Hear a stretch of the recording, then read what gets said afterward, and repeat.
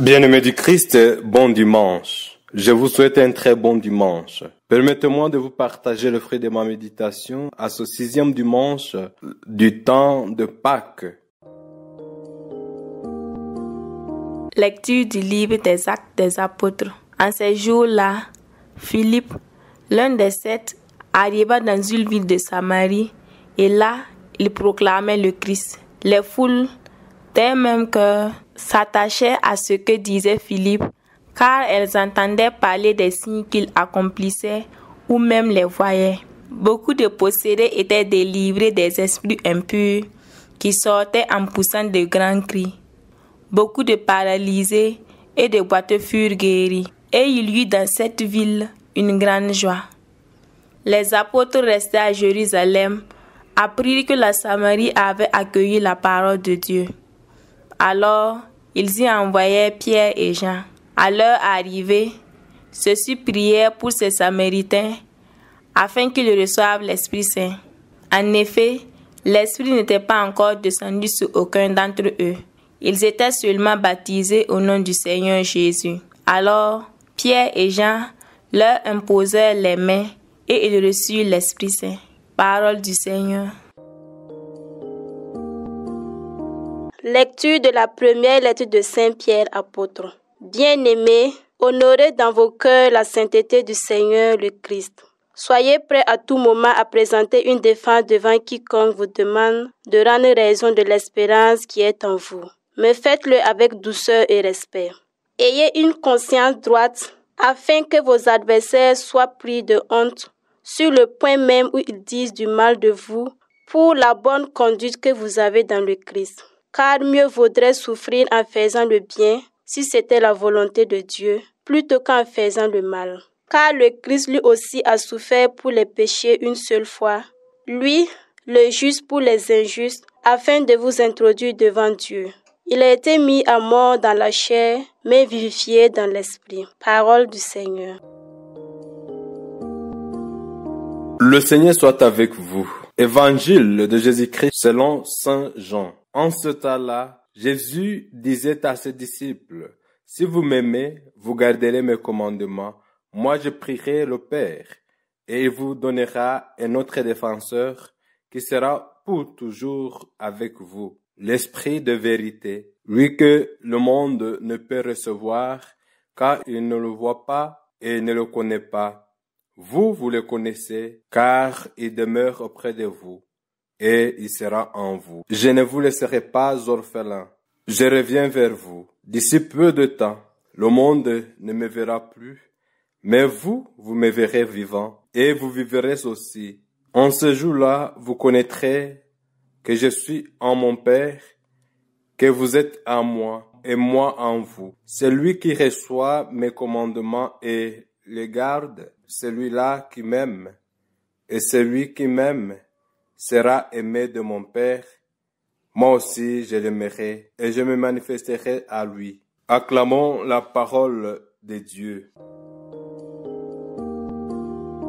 Dans une paroisse, il y avait longtemps eu beaucoup de problèmes pastoraux et l'évêque avait tout fait pour changer de curé, mais sans résultat satisfaisant.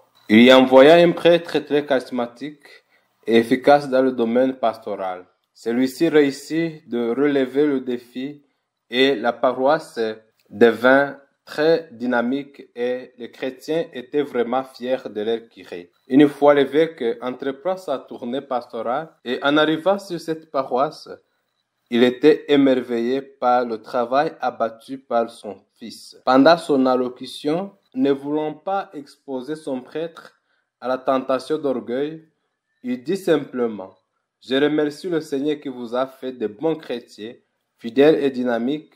Votre état actuel est un signe concret que son esprit est à l'œuvre. » L'évêque fit exprès de ne pas mentionner les efforts du curé en vue de l'inviter à l'humilité. Mais durant son intervention, le curé s'adressa à l'évêque et dit « Excellence, merci d'avoir souligné l'intervention de l'Esprit Saint, mais il me semble qu'avant mon arrivée, l'Esprit Saint ne travaillait pas et n'était pas efficace car il travaillait seul. Cette histoire nous invite à l'humilité pour que nous recevions l'Esprit Saint, que nous sachions nous laisser guider par lui, nous laisser transformer par lui, nous laisser conduire par lui dans toutes nos entreprises, spécialement dans notre manière d'annoncer la bonne nouvelle du salut. Sans l'Esprit Saint, nous ne pouvons rien faire. C'est lui notre défenseur qui vient toujours à notre secours et qui prie à notre place. N'ayons pas d'orgueil qui nous mettrait dans la position de penser que nous nous suffisons nous-mêmes. Bien-aimés du Christ, les lectures que l'Église de notre Mère soumet à notre méditation reviennent sur la mission d'annoncer la bonne nouvelle sous la protection et le soutien de l'Esprit Saint. Dans la première lecture, nous remarquons une nouvelle phase de l'évangélisation grâce aux paroles et aux actions de Philippe qui avait reçu l'Esprit Saint par l'imposition des mains des apôtres. La deuxième lecture est une invitation à nous laisser vivifier et sanctifier dans et par l'Esprit, afin que nous ayons une bonne conduite dans le Christ. Dans l'Évangile, Jésus nous promet le don de l'Esprit Saint qui nous aide et nous fortifie en vue de lui rendre témoignage en annonçant la bonne nouvelle du salut. La première lecture, tirée du livre des Actes des Apôtres, nous parle de la croissance de l'Église et du message du Christ. La persécution qui a eu lieu à Jérusalem après la mort d'Étienne a déclenché une dispersion de croyants, dont Philippe, qui est l'un des 7 diacres choisis par les apôtres, qui leur ont imposé les mains, en signe de la réception de l'Esprit Saint. Cette persécution a été une opportunité de répandre la bonne nouvelle et d'étendre l'Église. Avec cette ouverture, l'Église ne sera plus exclusivement liée au peuple d'Israël. Les Samaritains, ennemis jurés des Juifs, reçoivent avec promptitude la parole de Dieu et tout ce qu'on leur a dit sur le Christ. Les habitants de la ville de Samarie expérimentent une grande joie qui émane de l'écoute et de l'accueil de la parole de Dieu.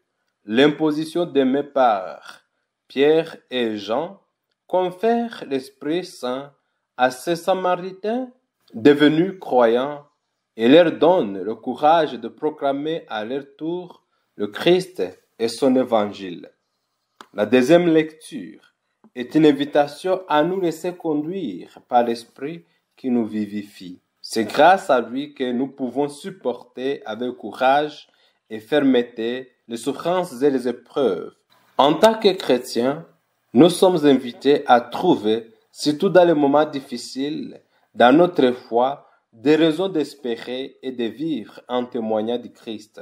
La douceur et le respect des autres sont des qualités nécessaires qui doivent accompagner notre vie de témoignage malgré les épreuves que nous endurons. Nous sommes appelés à souffrir en faisant du bien plutôt qu'en faisant le mal. Nous ne devons jamais donner aux autres une occasion de nous accuser de faire le mal, alors que nous sommes des chrétiens. Pour le chrétien, le plus grand mal, ce n'est pas la souffrance, mais le péché. Or, des fois, nous semblons chercher davantage à échapper à la souffrance qu'à éviter le péché. À force de chercher Jésus qui n'a pas souffert, Jésus qui n'a pas de croix, nous rencontrons des croix sans Jésus et les porter devient pour nous difficile car Jésus n'y est pas. Dans l'Évangile, Jésus promet à ses disciples et à nous, les croyants, la venue prochaine du défenseur. Il nous assure de sa présence et que le Père fera sa demeure chez nous. Il nous demande de demeurer fidèles dans notre foi en accomplissant toutes les exigences chrétiennes. L'Esprit Saint a pour rôle de nous défendre, de nous protéger, de nous venir en aide, de nous assister. Il est notre avocat et notre tuteur. Il nous défend contre tout mal et tout danger qui peuvent nuire à notre foi. L'Esprit Saint n'est visible qu'aux yeux de la foi. C'est la raison pour laquelle le monde incroyant ne le voit pas et ne le connaît pas. Les chrétiens savent dans la foi que l'Esprit leur a été donné et demeure auprès d'eux comme leurs défenseurs lorsqu'ils témoignent de la vérité de l'Évangile face au monde incroyant et incrédule. Voir dans la foi Jésus ressuscité, c'est donc vivre de la vie nouvelle que nous ont valu sa mort et sa résurrection. Que Dieu nous donne son esprit afin qu'il nous donne le courage d'annoncer haut et fort l'évangile du Christ, qu'il fortifie nos pas et nous soutienne.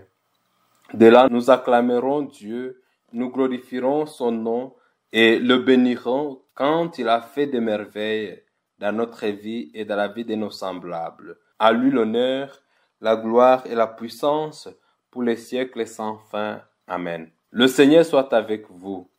Que Dieu Tout-Puissant, bon, amour et miséricordieux vous bénisse et vous protège, le Père, le Fils et le Saint-Esprit. Amen.